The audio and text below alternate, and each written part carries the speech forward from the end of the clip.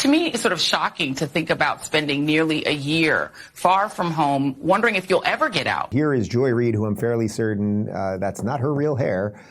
Here she is talking about the black lesbian WNBA player, Brittney Griner, who was held hostage by Russia. She got out, but listen to the way she frames this thing. It's, to me, sort of shocking to think about spending nearly a year far from home, wondering if you'll ever get out.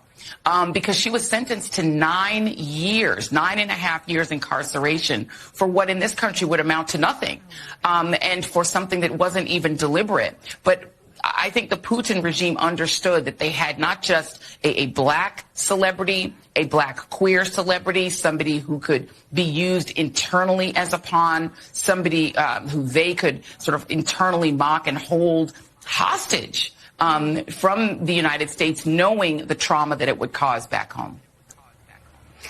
Joy Reid, thank you so much. We'll be watching the readout. Of course, we do tonight at 7 p.m. Eastern for part 2 of Joy's exclusive interview with Brittney Griner.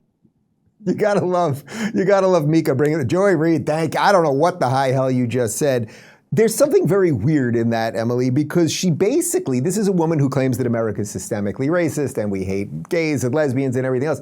But she's basically saying, thank God she was a black lesbian over there, because that trauma is what made it a little softer for all of us and it made us care a little bit more. Oddly, she does not care about the 5 American hostages that are being held underground in Gaza right now. Yeah, neither does our president. The fact that we have Americans over there, and I don't even believe he's addressed it at all. I was talking to my friend the other day. Joy Reid is one of, I would say, the dumbest people on the planet.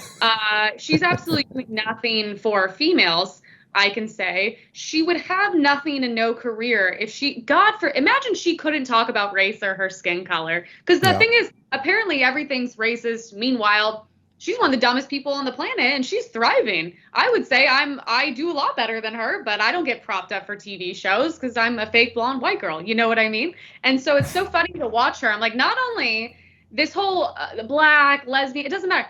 She broke a law in a country that doesn't allow and pander to the BS that we pander to here. Not only was she anti-American, I think she should have served out her 8 years there. And if I had anything to do with it, she would be there and she would be serving the 8 years. And I would absolutely not trade her for anything. I'd be like, America's horrible. It's racist. It's oppressive. Great. You're going to sit in that cell. You're going to have 8 years to think about it. Enjoy. Josh, I don't love the idea of Americans being held in any other country's prisons for any other reason, and I 100% don't like them being held hostage, after being kidnapped, obviously. But doesn't everything she said there is a complete reversal of everything she preaches on her show every day? If America didn't care about black lesbians, then we wouldn't have given a crap, and Brittney Griner would still be in Russia. Yeah, I guess my question is her hair dye seeping into her brain?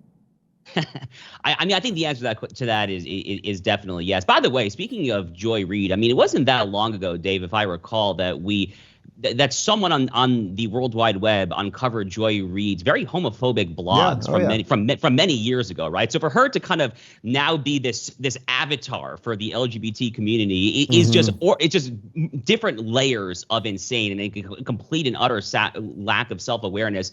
Obviously a lack of self-awareness goes pretty far at MSNBC these days. You have Al Sharpton, the guy who incited the murderous 1991 pogrom in Crown Heights, Brooklyn, that led to the death of Yankel Rosenbaum. He is now talking about combating anti-Semitism. He even did an event with Jonathan Greenblatt of the ADL. So there was clearly a general lack of self-awareness that goes in the water or the water tank there at MSNBC or whatever they're imbibing there. Brittney Griner, I have no sympathy for her whatsoever. Emily, that's a very base take that she should have served out the sentence there. At a bare minimum, I definitely agree that she was not worth negotiating for, giving up any kind of asset in exchange for her, because she obviously did know that what she was doing was illegal. And if you don't know that that's illegal, then you have other problems, frankly.